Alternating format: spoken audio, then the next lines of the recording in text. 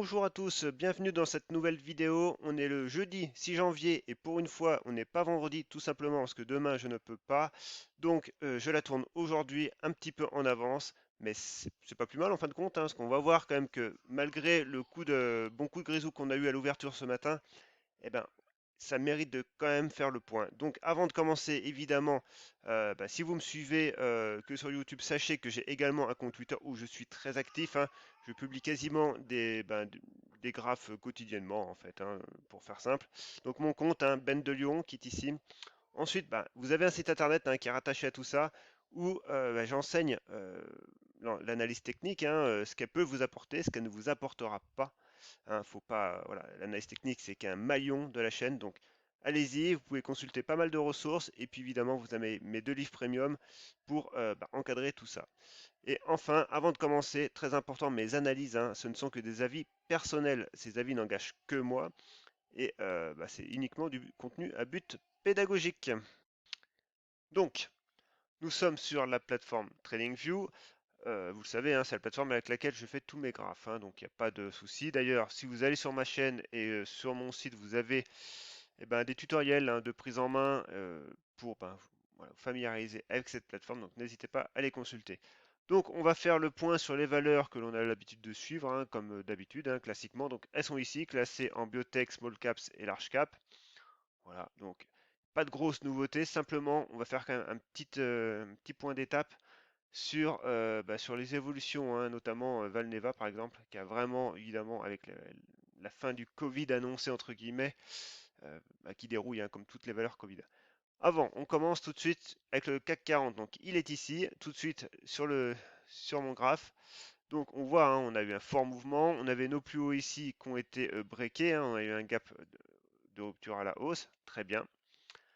Là, par contre, maintenant, on consolide un petit peu, c'est normal. Je veux dire, voilà, on pouvait pas non plus aller en ligne droite, surtout qu'on a eu de la nouvelle macro au niveau de la Fed qui a un peu tempéré les ardeurs. Donc, on a eu un début d'année en fanfare.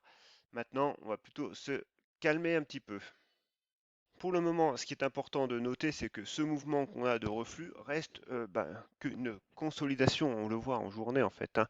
On est ici, hein, on vient quand même d'un mouvement qui part du plus bas de la zone des 6700 points. Donc, on a encore un peu de marge, notamment surtout ce niveau-là des 7200 points. Donc, on peut aller affiner tout ça en 4 heures, par exemple. Et en 4 heures, on peut tracer le retracement de Fibonacci sur la dernière jambe de hausse qu'on a vue. Et on voit qu'actuellement, on est sur les 50% et sur la M400, la M20 haussière qui est bien suivie, hein. Donc, du coup, pour l'instant, on reste en mode consolidation. Alors, évidemment, on a gap de rupture, hein, baissier. Néanmoins, on est plus dans une phase de latéralisation que dans une phase de baisse marquée. Donc c'est pour ça qu'actuellement, les valeurs ont pris un peu peur ce matin. Néanmoins, beaucoup quand même se sont un petit peu redressés. Alors, ce n'est pas le cas de Valneva, évidemment, parce que Valneva, valeur Covid, hein, par excellence. Et là, on price un petit peu la fin du Covid, hein, donc forcément, c'est pas dans l'air du temps. Néanmoins, bon, on n'a pas dit forcément son dernier mot. Mais voilà, tout ce qui compte en fait graphiquement, c'est que déjà on est revenu sur la zone des 15,50, hein, donc bien aidé par la LM200 quand même, heureusement qu'elle était là. On a rebondi, maintenant voilà, notre principal rempart, principale zone de défense, c'est les 17 euros. Alors, on peut regarder ça quand même à plus court terme, en horaire. Il est important, hein, c'est ce que j'enseigne dans mon livre, de vraiment cadrer votre prix sur au minimum 3 unités de temps, hein. Moi, je le fais sur du journalier, du 4 heures, du 1 heure, voire de l'hebdo pour de la grande tendance. Mais voilà, vous devez impérativement prendre du recul. Et là, maintenant, on rentre, on fait la démarche inverse, on affine justement en prenant un peu plus de détails. Et ce qu'on voit, c'est que à l'heure actuelle, hier, voilà, j'avais ce niveau pivot là. Maintenant, ce niveau pivot, il se décale. Le prix on a continué à nous fournir des informations pendant toute la journée d'aujourd'hui.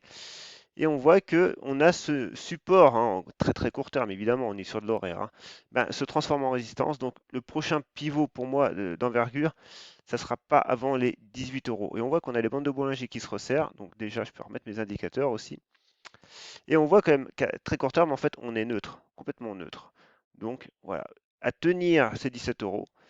Sinon, on reprendrait en fait la tendance initiale, hein, qui est, voilà, qui est baissière, hein, depuis quelques jours, parce que là on est en horaire. pour aller retester de nouveau les plus bas récents. Donc, Valneva actuellement, c'est pas ce qui se fait de mieux en valeur si vous recherchez de la performance. Du coup, Innate Pharma. Alors, Innate Pharma, c'est pareil. C'est pareil dans le sens où, bah, évidemment, voilà, on a eu des petites attaques baissières, donc pas du même ordre que Valneva quand même, et on est toujours dans un range surtout, hein, entre ces 4 euros et ces 4,70 €. Et puis avec une zone médiane ici autour des 4,40, 4,35. Alors là, on revient sur le bas de notre range. Maintenant, ce qui serait bien, c'est de le tenir. Alors actuellement, c'est ce qui se fait, hein. On voit qu'on fait quasiment un marteau, hein. Un marteau, en gros, c'est une grosse mèche avec un petit corps. Donc là, grosse mèche basse. Donc voilà, la mèche haute est ridicule. Donc ouais, ça prouve quand même que ce bas de range à 4 euros, 4 euros, 4,10 €, il y a du monde, il y a des acheteurs. Maintenant, encore une fois, il faudrait affiner un petit peu et on affine ici en 4 heures.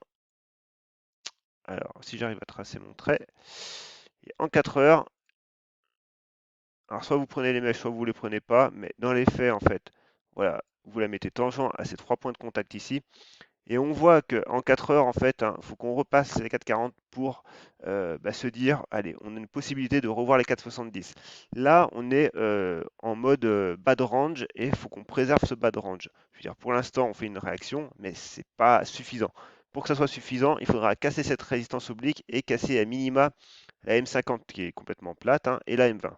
Donc, voilà, il y a encore un peu de chemin, mais en tout cas, en journalier, on reste neutre.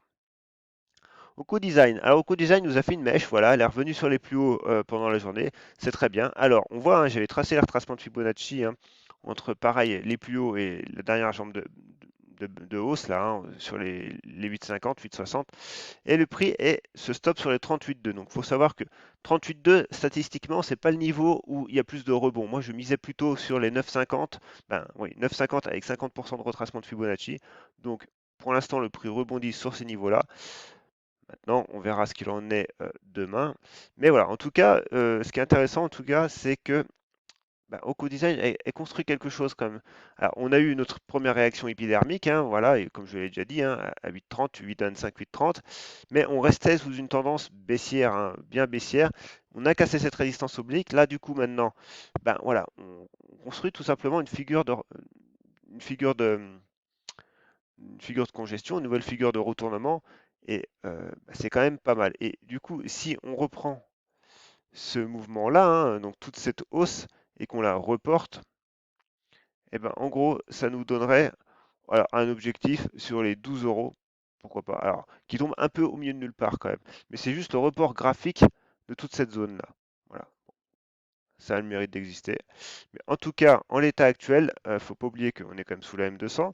Mais voilà, si on construit cette figure tranquillement, eh ben, on a la M200 qui arrivera, on a les bandes de Bollinger qui sont haussières, hein, mais qui sont encore bien, bien larges évidemment, hein. Donc ça peut encore prendre du temps, hein. Si vraiment on veut construire quelque chose de propre, alors peut-être que le prix n'attendra pas cette construction, hein, et qu'on ira tout de suite retrouver la prochaine zone sur les 11,50.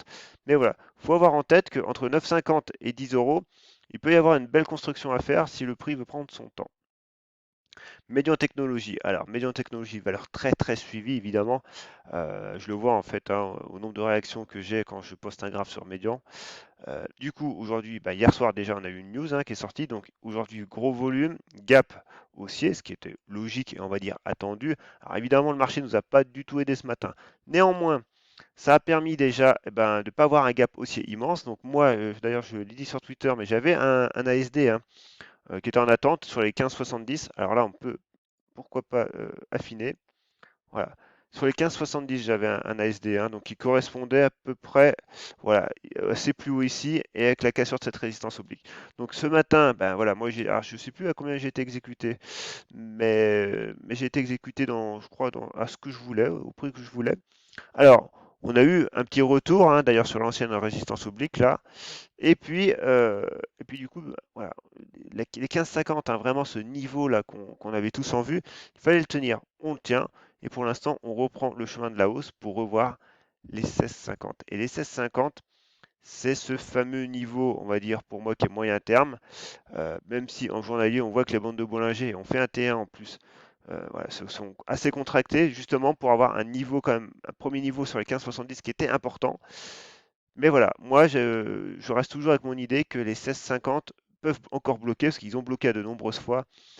Donc voilà, les 15,50 c'est une bonne chose, les 16,50 ça sera encore mieux. Et après, ça serait revoir ce niveau des 18 euros. Mais en tout cas, actuellement, on est pas mal. Puis on voit, hein, le RSI a décalé un petit peu à la hausse, donc voilà. Faut maintenant, par contre, confirmer, tout simplement. Il faut tenir cette hausse. AB Science. Alors, AB Science, on a eu, pareil, une actualité qui est sortie. Alors, du coup, elle a été complètement vendue. Et puis voilà, du coup, on revient sur les 12,60. Donc, ben, c'était un faux signal, quoi, tout simplement, hein. Hier, on a fait un quasi doji, on voit, hein. Alors, un doji, mais pas forcément très équilibré, mais voilà, il y avait de l'indécision.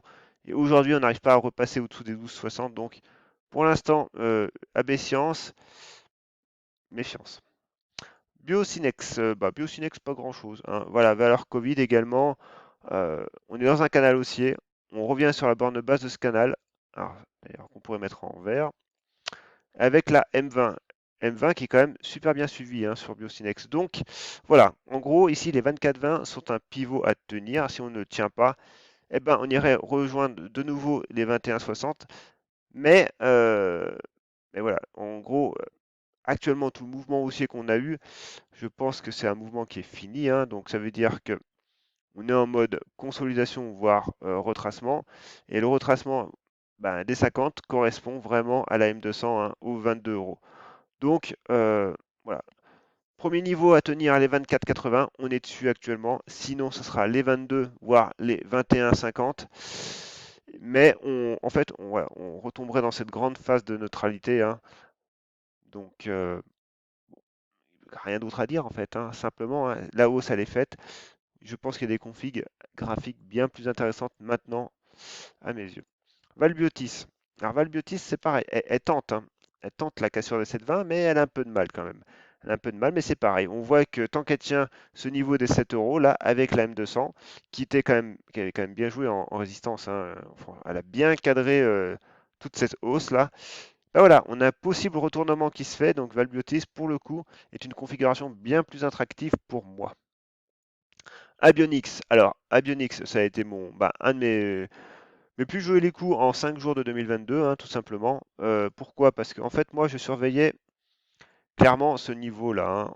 Je l'ai dit et redit sur Twitter, hein, c'est pareil. N'hésitez pas à me suivre, hein, sur mon compte Ben de Lyon si vous voulez, voilà, si vous voulez avoir des infos, pas en temps réel, mais voilà, je publie quotidiennement. Du coup, je surveillais les 2,50. Les 2,50, moi, je l'ai loupé. Clairement, j'ai loupé. J'avais pas eu le temps de poser mon ASD. Donc, je me suis dit, bah allez, si le prix nous fait un mode pullback, je me mets un ordre d'achat à court limité à 2,50. On y est passé. Voilà, ça s'est joué à pas grand-chose, hein. Mais ça s'est passé. Le lendemain, bah, le soir, on a la news. Le lendemain, on décale à la hausse. Voilà, donc du coup, je pensais pas que ça allait arriver si rapidement, mais c'est arrivé. Donc là, on avait un premier niveau, hein, d'importance. Alors on a gapé ce niveau-là des 2,75, 2,80, et on avait ce niveau-là de résistance des 3,30. Niveau, ben, forcément attendu, hein. Donc on a tenté la percée, hein, on est même monté à 3,57, hein, quasiment. Mais moi j'avais mis mon stop à 3. Alors quand le prix était par là, hein, à 3,32, j'avais mis mon stop à 3,39. Donc ça veut dire que le prix a continué à monter. Moi je l'ai mis juste après. Et puis voilà, j'ai été exécuté à 3,39. Donc 2,50, 3,39. Bah voilà, ça me fait une bonne petite performance quand même. Alors je sais plus de combien, je sais plus, 40 ou à peine, ouais. Bon, en espace d'une journée, c'est pas si mal. Et par contre, en dessous, après, bah voilà, résistance, deuxième fois testée. Et là, ouais, on fait que dégager maintenant. Ça retrace énormément. Donc les 2,75 et 2,80 qui étaient une zone, bah voilà, une zone pareil, elle saute aux yeux cette zone. Donc bah, c'est une zone de support à tenir. Mais voilà, en gros, la dynamique, on l'a eu. Maintenant, je laisse le prix de nouveau se contracter. On voit que à moyen terme, bah, on est toujours neutre en fait, hein, parce que voilà, la balle est au centre, hein, on est revenu au centre du milieu, au centre du milieu. On était à 2,50, on est monté à 3,40, voilà, 3,50, on revient à 2,80. Bon, on est au milieu de ce canal, quoi. Donc notre indicateur est neutre, c'est ce qui est le plus normal. Mais voilà, je me méfie maintenant parce que la M20 est repassée baissière, les bandes de Bollinger se contractent, mais voilà, il faut une nouvelle contraction, une nouvelle construction. Moi, j'aime bien quand ça construit correctement, qu'il y a un niveau pivot qui se dessine et pas acheter, surtout pas acheter ben, dans la, comment, dans la foulée, quoi. Je veux dire, en mode FOMO, quoi. C'est vraiment pas une bonne chose, hein. Et du coup, d'ailleurs, Twitter, méfiez-vous pour ça. Créez-vous des listes, suivez juste quelques personnes et pas plus, parce que vous seriez tenté d'agir en mode FOMO, alors que vous y êtes sensibilisé, hein, moi le premier, hein, mais voilà, à force de lire des tweets qui vont dans un sens ou dans l'autre, et ben malgré nous, on se laisse influencer et c'est vraiment destructeur, ça. C'est à quel vous, ouais, je parle en connaissance de cause, c'est destructeur pour votre compte. Donc, faites vos analyses, restez sur vos analyses, suivez quelques personnes, voilà, neutres. Alors, moi, si vous voulez, ou d'autres personnes, mais neutres, voilà, impartiales, pour ne pas tomber justement dans ces biais émotionnels qui sont vraiment très puissants. Donc, on continue. Nikon. Alors, Nikon, c'est toujours une valeur que je suis, hein. Néanmoins, néanmoins, là, elle prend plutôt le chemin de la baisse que de la hausse. Moi, je la surveillais à 5,60. Alors, si elle y retourne, on aura un très beau niveau pivot. Pourquoi? Parce que la M200 a eu le temps d'arriver. Ben voilà, elle est sur cette zone. On a des bandes de Bollinger qui, malgré les deux baisses d'aujourd'hui hier, ben, se continuent de se contracter. Par contre, voilà, on a du MACD qui, lui, se retourne à la baisse, ce qui est logique, hein. On a fait un beau mouvement haussier, donc là, ça redescend et le RSI qui est encore dans sa zone de neutralité. Donc, maintenant, ce qui serait bien, c'est que le prix trouve un support sur cette zone-là, hein, clairement, sur les 5 euros, ça serait bien. Et qu'ensuite, consolide et revienne retester les 5,60. Et là, on aurait une contraction des bandes de Bollinger qui serait franchement pas mal. Ensuite, McPhee. Alors, c'est pareil, McPhee, c'est un titre que je suivais, mais bon, là, c'est pareil. Elle revient tester son support. Et je pense que pour l'instant, ça ne prend pas trop le chemin de la hausse.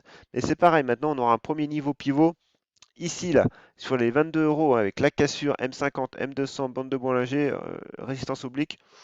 Là, je pense qu'on peut être pas mal aussi. Voilà. Ensuite, Navia. Alors, Navia, c'est pareil. Navia, je fais un tweet sur Navia, mais alors, je rameute du monde, hein. Néanmoins, qu'est-ce qui se passe sur Navia? Alors, objectivement, vous le savez, hein, on est dans un canal baissier moyen terme, on en est sorti. Donc, on passe pas tout de suite d'une tendance baissière à une tendance haussière. C'est très rare, ça arrive, mais c'est très rare. Généralement, il y a toujours une zone tampon. Actuellement, sur Navia, on y est dans cette zone tampon. On voit, on est neutre, hein, les bandes de Bollinger encadrent, hein, de 28, 2 euros, quoi, quasiment, à 90, 2 euros, et on est au milieu. Donc, le prix se travaille, on voit, hein, les indicateurs sont complètement neutres, et on avait un premier support ici, hein, sur les 2,05, la 2,06 que le prix est en train de tester. Alors là, maintenant, on va passer en horaire directement. Et on voit que du coup, nos 2,20 sont ici, hein, 2,25 même. Alors, voilà, on peut continuer à affiner. Et ce qu'on affine, c'est qu'en fait, c'est que moi, je parle toujours du niveau des 2,18. Pourquoi? Parce que les 2,18 qui sont là, 2,18, 2,20, ils sont vraiment sur cette zone-là. Et on a les bandes de Bollinger, notamment la bande supérieure, qui est pareil dans cette zone. Donc, faut tenir les 2,06, sinon on va se mettre en danger et on reviendra retester cette zone-là des 1,95, hein, une forte chance, pour espérer une sortie rapide vers le haut. Voilà.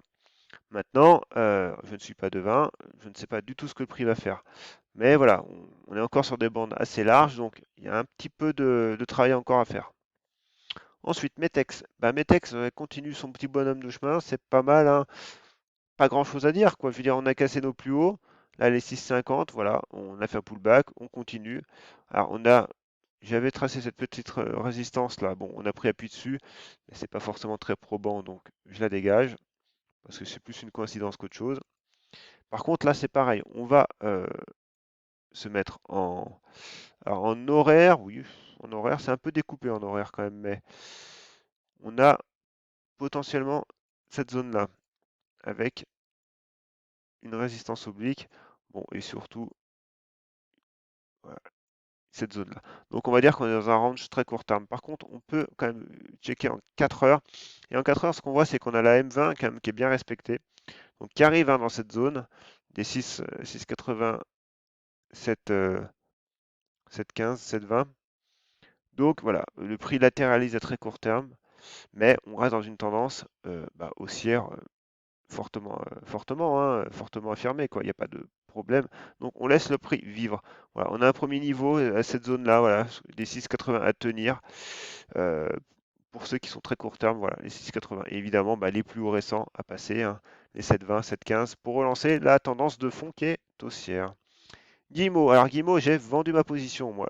C'est pareil, si vous le savez, si vous me suivez, hein, en fait, vous savez que moi j'ai pris position sur les 2,10. Alors j'avais mis un stop, un ASD sur les 11,80, mais on a eu un gap haussier, hein, donc voilà, j'étais exécuté à l'ouverture. Moi j'ai vendu ma position à 14 euros, non, à 13, 13,96. Pourquoi? Parce qu'on a cassé le support des 14 euros et que bah, forcément, voilà, on est. Alors même si on a été beaucoup plus haut, on était jusqu'à 16,50, ben voilà, les 14 euros pour moi c'était quand même un niveau à tenir et je voulais pas ben, tout effacer quoi, en gros, tout simplement, hein. Et là, on voit qu'aujourd'hui, on transforme ça un petit peu en résistance les 14 euros. Donc voilà. Donc maintenant, ben, Guimau, je continue de la surveiller, clairement, mais pour l'instant, je suis sorti et j'en suis très heureux, simplement.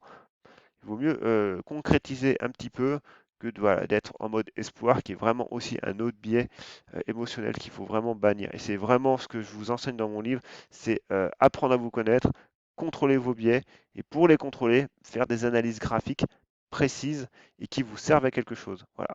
Et après, pour prendre position, évidemment, bah, vous avez tout ce qui est money management, gestion de votre capital, et ça passe par la taille de position. Voilà. Tout ça, c'est un cadre global à mettre en place. Une analyse, c'est très bien, ça vous aide, c'est indispensable, mais c'est qu'un maillon de la chaîne. Par contre, c'est indispensable. Parce que là, du coup, quand vous ne savez pas quoi faire, vos émotions prennent le dessus, hein, le cerveau n'aime pas le doute. Donc là, moi, je savais qu'à 14 euros, c'était mon dernier rempart, le prix l'a franchi, et ben voilà. Et en plus, ça correspond aussi avec la M200 4 heures. Alors peut-être que le prix demain va invalider tout ça et qu'on va se retrouver à 14,50. Eh bien, j'ai envie de dire, c'est pas grave. Pourquoi? Parce que je continue de la surveiller. Et si le prix revient sur repasse les 14 et revient sur la zone 15, 15 euros, 14,50 euros, eh ben, il reconstruira quelque chose et potentiellement, il me refera un nouveau setup qui me permettrait voilà, de pouvoir reprendre position si jamais, voilà, tous mes faisceaux, tous mes, tous mes indicateurs et tout m'orientent dans le bon sens. Mais là, actuellement, c'est plutôt l'inverse qui se produit. C'est comme blockchain. Alors, blockchain, elle a dérouillé évidemment avec les cryptos, hein, et on voit que blockchain, j'avais un peu de mal parce que j'ai pas de niveau pivot bien clair. Voilà, on avait les 1,60, on l'a cassé, mais du coup, voilà, on a cette robe cette résistance oblique qui a bien fait son job. Mais du coup, il n'y a pas de niveau pivot clair, horizontal comme j'aime moi. Moi, je privilégie quand même des niveaux horizontaux. Et là, voilà, on est quand même dans un petit peu un millimélo. Donc, c'est pareil. Pour l'instant, les gros niveaux là, 1,50, 1,60, on est dessus avec une M200. Donc, ça veut dire que c'est un titre qui est quand même à surveiller. Mais j'ai besoin d'y voir plus clair. Reworld Media. Alors, Reworld Media, bah, c'est pareil. Ici, hein, je l'ai publié hier. On a une belle figure avec une tas séance. Aujourd'hui, on consolide encore aussi, mais clairement, bah, ce niveau-là hein, est déjà des 7,25, 7,30 à tenir, évidemment. Mais par contre, on a un niveau pivot ici qui est clair, je veux dire, ça saute aux yeux, quoi, tout simplement. Donc là, par rapport à Blockchain Group juste avant, il n'y a rien à voir, quoi, ça n'a rien à voir. Donc, moi, j'ai pris une petite position en anticipé ici sur les 7,30. Donc voilà, on est venu toucher, on a consolidé. Donc mon stop était ici hein, sur les 6,80, donc je n'ai pas été inquiété du tout. Donc évidemment, ma taille de position est dimensionnée pour. Par contre, si le prix veut tenir cette zone des 7,30 là, eh ben, on aura de nouveau ben, un niveau pivot pour prendre une position ou renforcer une position existante. Pourquoi? Parce que le prix continuerait sa tendance initiale qui est quand même largement haussière. Ensuite, Gossin, bah, c'est Gossin, c'est pareil, j'ai un peu de mal, hein, et sous 8 euros, clairement, j'ai du mal, Gossin. Voilà. On a des échecs sous 8 euros, donc voilà, je reste à l'écart. Carbio, c'est pareil, Carbio, elle, pour le coup, j'ai un niveau là, hein, les 40 euros là, qui commence à se dessiner, qui c'est pas mal du tout. Alors moi, pour l'instant, j'aimerais bien que ça continue de fluctuer un peu. Pourquoi? Parce que j'ai des bandes de Bollinger qui sont un peu larges à mon goût. Voilà, c'est mon appréciation personnelle. Moi, j'aime bien quand les Bollinger sont plus près du prix, parce qu'évidemment, on a tout de suite une divergence et un breakout qui est puissant. Là, ce qui est pas mal, c'est quand même qu'on a ce niveau-là des 40 euros qui est quand même bien travaillé avec une M200 et une bande de Bollinger toute proche, et puis cette résistance oblique. Voilà. Donc, Carbio, je continue de surveiller. VK, Valorec, bah c'est pareil, Valorec, et continue sa petite hausse. Alors là, ce qu'on peut faire, c'est tracer voilà, un petit support oblique. D'ailleurs, est-ce qu'on peut faire un canal? Non, pas vraiment. Non, ce serait plus un biseau. Alors, un biseau, il faut se méfier parce que statistiquement, ça se casse par le bas. Néanmoins, ici, voilà, on voit qu'on a, selon la théorie de dos, des plus hauts de plus en plus haut et des plus bas de plus en plus haut, avec une M20 ici également qui est bien respectée. Donc, tant que ben, on tient en gros ces niveaux-là, hein, des 9 euros, eh ben, pas de problème, hein, je veux dire, on continue.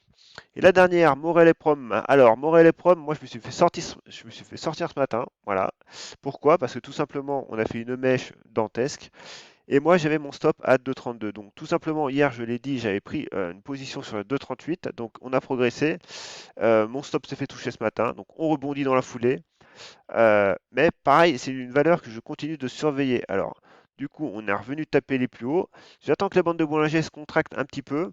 Et puis, bah, je vais voir. Voilà. C'est toujours un prix qui est, bah, un titre qui est toujours en tendance haussière, hein, quand même, hein. On a les 2,50 qui sont dans le viseur. Mais surtout, voilà, on voit quand même qu'on a des bandes de Bollinger qui s'écartent, des indicateurs haussiers. Et en hebdomadaire, on voit que quand même, on a encore un peu de marge au niveau de la bande de Bollinger et de la M200. Donc, du coup, c'est un titre qui m'intéresse toujours. Et enfin, je voulais en faire une dernière, c'était Eramet. Eramet, hein, les matières premières. Donc, bah, en fait, on est quand même sur une zone ici qui est pas mal, quoi. Alors, on a fait ce creux, bah, ce sommet là à 85 à l'automne là, mais moi en tout cas,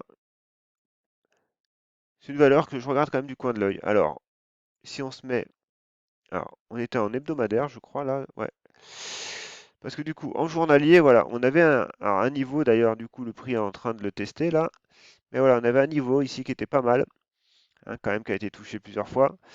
Donc, bah, sur ces niveaux-là avec un stop sous les plus bas, à 68, là, 68-70, c'est quelque chose qui est pas mal.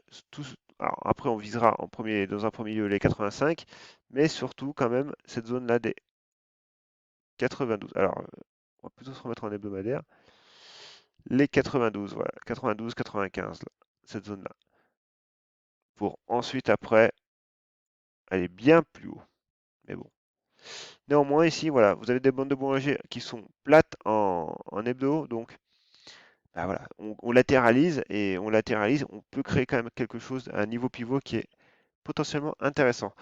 Voilà, c'est tout pour aujourd'hui. J'espère que bah, cette vidéo vous a été utile, que j'ai été précis. Si c'est le cas, bah, n'hésitez pas à me le mettre en commentaire.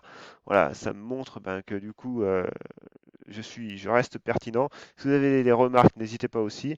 Mettez-moi un petit pouce levé si vous appréciez cette vidéo, c'est très très important. Et enfin, bah, n'hésitez pas à vous abonner à cette chaîne. Alors, la précédente vidéo que j'ai réalisée dimanche, je ne l'avais pas partagée sur Twitter. C'était un choix pour voir comment ça réagissait. Donc, n'hésitez pas à vous abonner et activer les notifications pour être tenu informé. Et sur ce, je vous dis à la prochaine.